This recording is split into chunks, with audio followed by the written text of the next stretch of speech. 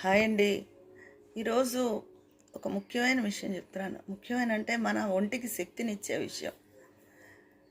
కొంతమందికి ఎక్కువ మాట్లాడే అలవాటు ఉంటుంది. లేదా మనకే ఉంటుంది, కొంచెం మాట్లాడతాం, మాట్లాడకుండా ఉండం.